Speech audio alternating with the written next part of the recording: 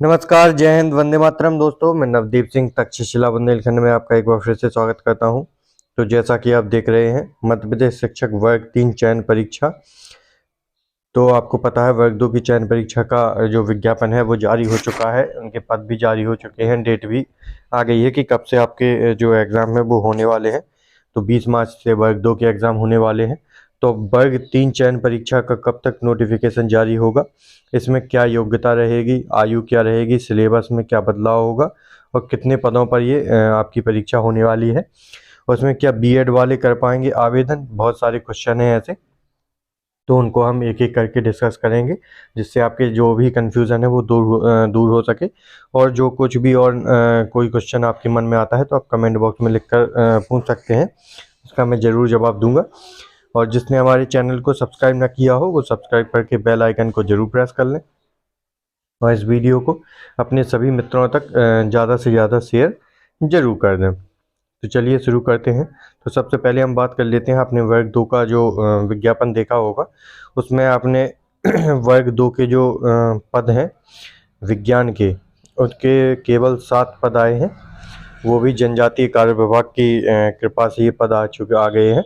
तो 7 अतिथि शिक्षक के हैं, 7 नॉन गेस्ट के हैं आपके। तो 14 पद हैं, अगर ऐसे नॉर्मल में देखें तो 7 ही पद हैं।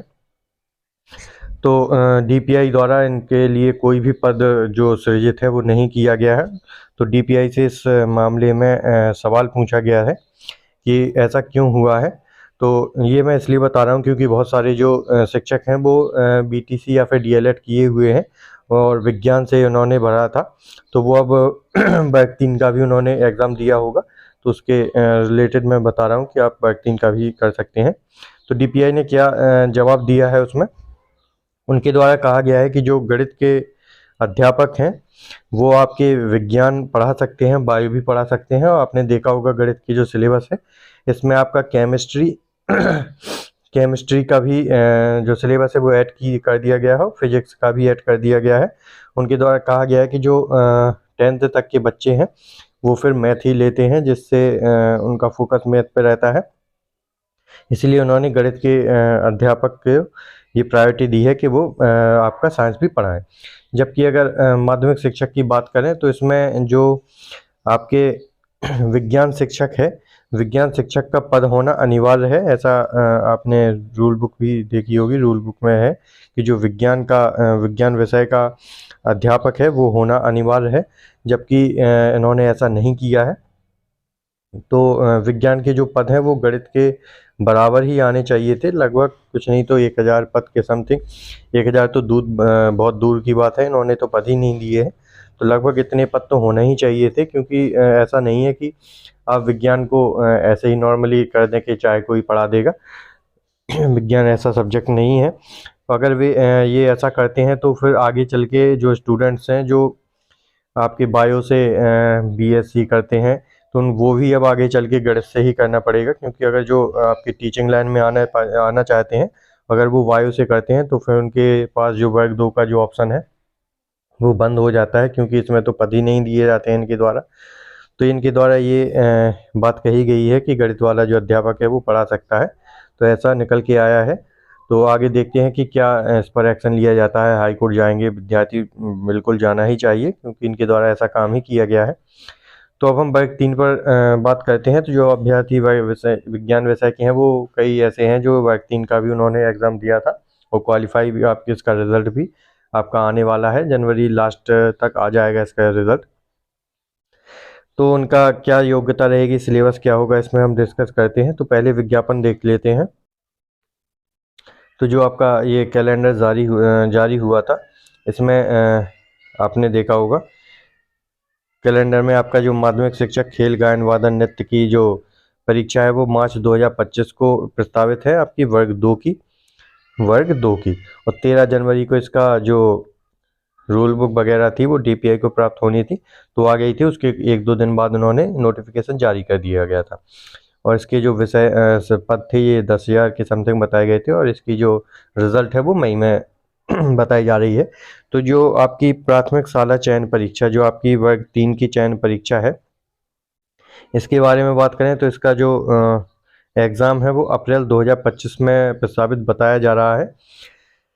तो इसका जो आपका विज्ञापन डीपीआई को प्राप्त होगा इसका, वो 24 फरवरी को डीपीआई के पास इसका पूरी रूल बुक पहुंच जाएगी। तो उसके बाद आपकी जो ऑफिशियली रूल बुक कब जारी होगी, तो आपकी फरवरी अंत तक आपके फरवरी में ये रूल बुक आपकी जारी हो जाएगी, क्योंकि 24 को डीपीआई तक पहुंच जाएगा तो 26-27 तक आपके पास ये ऑफिशियल जारी कर दिया जाएगा।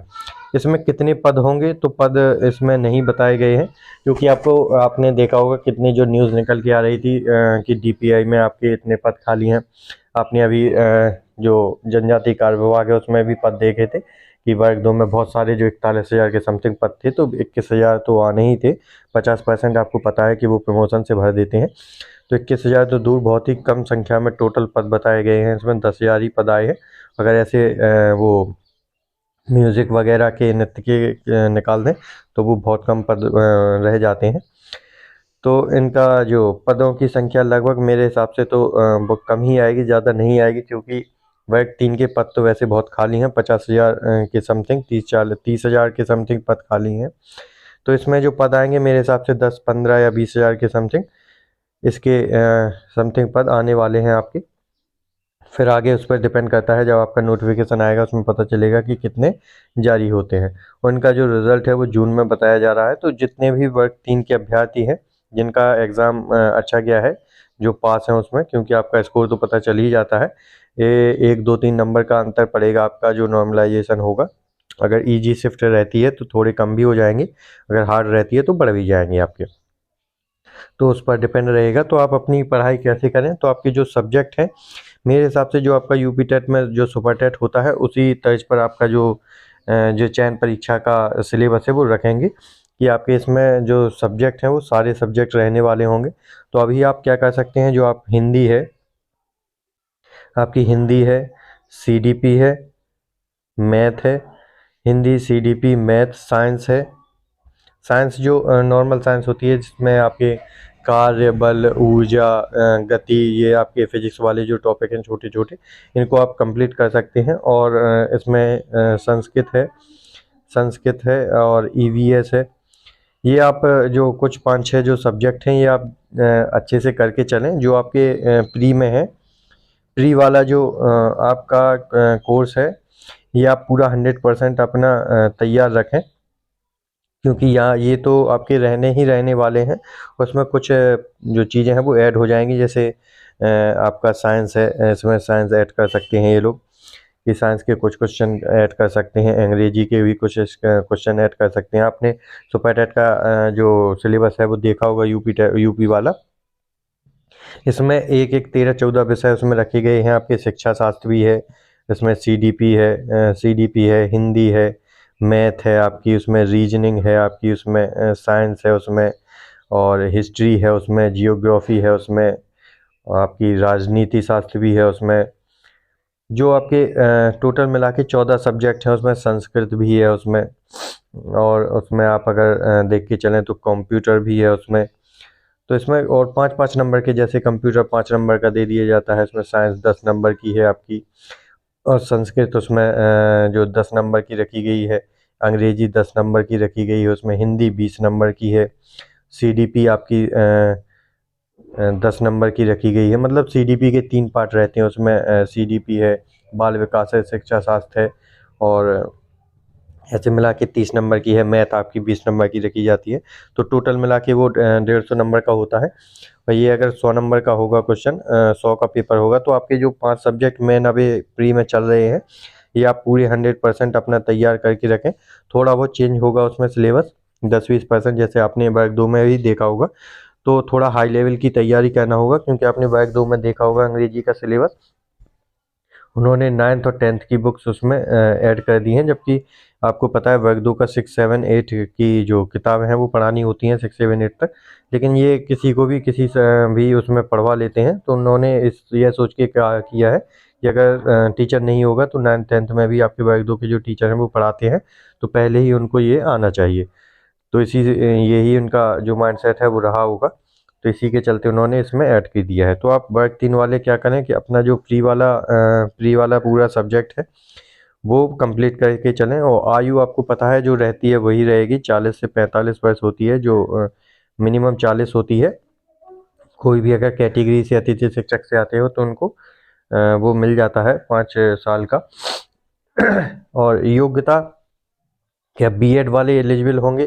तो नहीं, बीएड वाले एलिजिबल नहीं होंगे। कई अभ्यर्थी ऐसे हैं जिन्होंने बीएड के साथ साथ अभी वो बीटीसी भी कर रहे हैं, डीएलएड कर रहे हैं। तो अगर उनकी जब तक आपका नोटिफिकेशन आता है, जब तक अगर आपकी बीटीसी या फिर डीएलएड जो होती है वो अगर कंप्लीट हो जाती है तो आप ज़रूर मान होंगे, चाहे आपने जो प्री वाला बीएड से ही क्यों ना दिया हो या किसी भी उससे दिया हो, क्योंकि वो पहले हो चुका था जो 2023 में आपका हुआ था। अगर वो पास हैं अगर बीएड से तो कोई दिक्कत नहीं है, जब तक अगर आपकी बीटीसी कंप्लीट हो जाती है तो आप उसके लिए चयन परीक्षा के लिए एलिजिबल हो जाएंगे। तो ये रहने वाली है योग्यता के बारे में हमने बात कर ही ली है। अगर आप बीएड की जगह बीटीसी कंप्लीट हो जाती है तो आप एलिजिबल हो जाएंगे। और पद कितने आएंगे ये वो तभी पता चलेगा, क्योंकि इन पर कोई भरोसा नहीं है कि कितने भी खाली पद क्यों ना हो, इनका मन होगा तो वो उतने ही निकालेंगे। चूँकि वो एक साथ पद नहीं निकालेंगे और वो क्या है, लाइन से अब वो परीक्षा करवाई जाएगी, तो उसके चलते वो थोड़े थोड़े पद निकाल रहे हैं। तो और जो भी नई जानकारी आएगी मैं आप तक अपने इसी चैनल के माध्यम से प्रोवाइड करवाता रहूँगा, तो चैनल पर बने रहें। वीडियो को ज़्यादा से ज़्यादा लाइक करके शेयर जरूर कर दें। मिलते हैं अगली वीडियो में। जय हिंद दोस्तों।